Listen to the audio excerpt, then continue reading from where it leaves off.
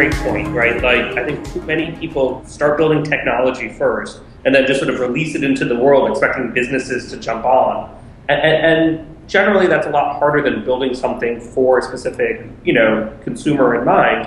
And since it's only this one vertical of restaurants, we really got to work closely with them, run lots of tests, lots of different iterations of the app. And what we learned a lot about sort of setting tips. Our whole tipping behavior sort of came out of that test. And also just how important it is to convey to restaurants that we will actually take care of it. We do next day deposits. We know how to signal nightly, emails and everything that was important to incorporate into their existing workflows, right? You don't take the world sort of as a blank slate. There's all these existing infrastructure, and we learned how to fit into that system. I think the other thing that it did really well is it allowed us to establish trust, right? So restaurants have a very healthy distrust of startups because over the last few years, they've had a whole bunch of things sold to them that didn't do them a lot of good.